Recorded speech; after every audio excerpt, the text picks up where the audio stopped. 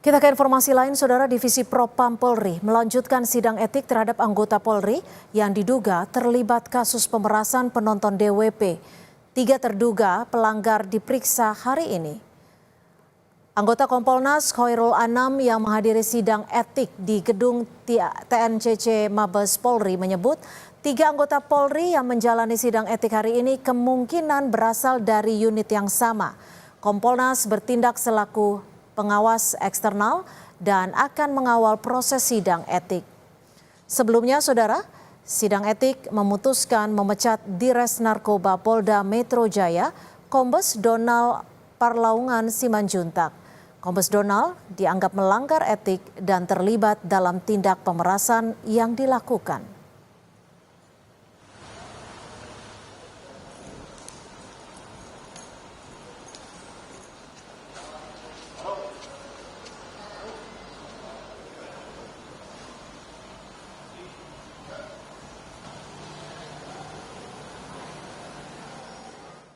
Jadi hari ini sidangnya untuk 3 orang, ya, yang 1 baru, ya, yang 2 baru, yang satunya melanjutkan dari proses kampanye.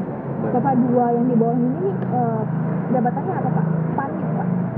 Kalau dari pangkat kemungkinan besar kanit. Sampai hari ini yang sudah diputus 2. Ya, direktur sama kanit, ya, dengan putusan PDDH.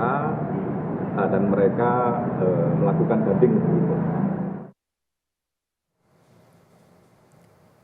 Menurut Komisioner Kompolnas Khoirul Anam, yang pasti peran dari Ditres Narkoba dengan level jabatan seperti bisa masuk ke semua struktur peristiwa.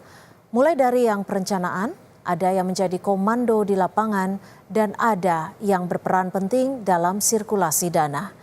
Dari semua ini nanti akan terjawab dalam sidang etik.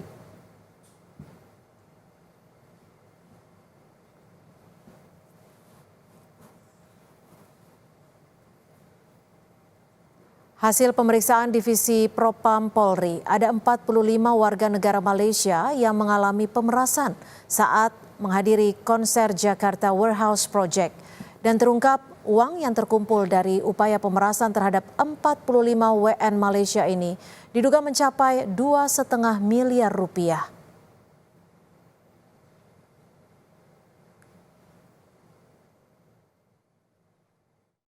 Dan Saudara, terkait dengan informasi ini kita akan lanjutan sidang etik di Propam Polri kasus dugaan pemerasan penonton konser Jakarta Warehouse Project. Kita akan pantau bersama jurnalis Kompas TV, sudah ada Asri Gunawan. Asri, apa hasil dari sidang etik lanjutan hari ini usai memecat Dires Narkoba Polda Metro Kombes Donald Parlaungan Simanjuntak?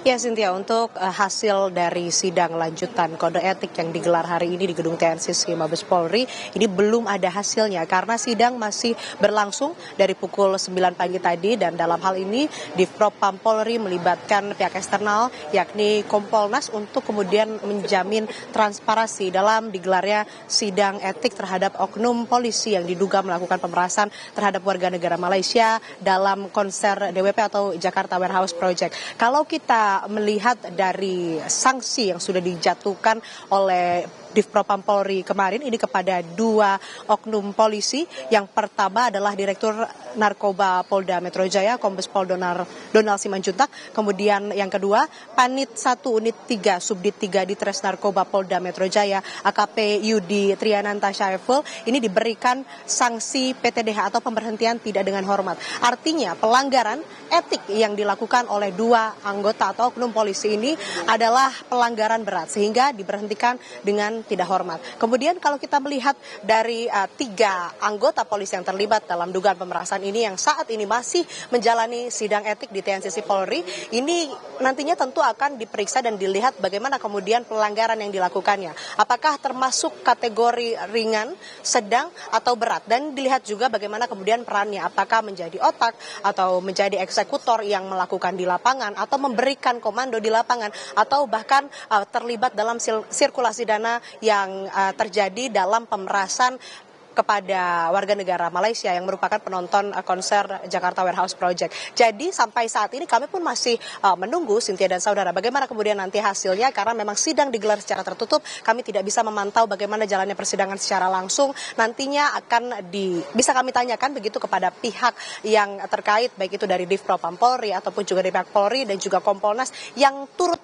mengikuti sidang etik profesi terhadap oknum-oknum polisi yang melakukan pelanggaran etik. Nah, kalau juga kita lihat dari perannya memang belum diungkap begitu, Cynthia dan saudara. Tapi yang jelas dari kasus ataupun juga sidang etik ini ada lanjutannya, tidak berhenti sampai etik, tapi juga ada probabilitas ataupun juga potensi ini nantinya akan ditindaklanjut secara pidana, karena memang kalau dilihat dari perannya sebagai aparat penegak hukum, ASN begitu ya, kemudian ini melakukan pemerasan, melakukan yang bisa disebut korupsi, tentu saja ini ada pasal pidananya yang bisa dikenakan untuk kemudian nantinya diproses secara hukum pidana, tidak hanya etik Polri. Kembali ke Anda, Cynthia.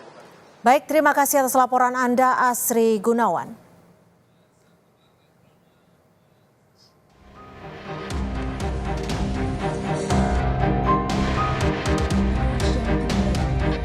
Direktur Narkoba Polda Metro Jaya, Kombes Donald Parlaungan Simanjuntak, dipecat dari jabatannya atas kasus pemerasan penonton DWP warga negara Malaysia.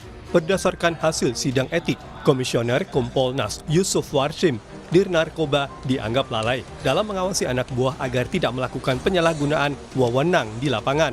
Dalam kasus ini, ada 18 anggota Polri yang menjalani sidang etik kasus pemerasan konser Jakarta Warehouse Project. Kalau untuk kegiatan, untuk pelaksanaan tugas pencegahan dan penindakan narkoba, itu tanggung jawabnya sepenuhnya ada pada direktorat itu. Narkoba, oke, baik. Namun, sebagaimana yang telah saya sampaikan beberapa waktu lalu, perlu tetap diminta pimpinannya itu dimintain klarifikasi.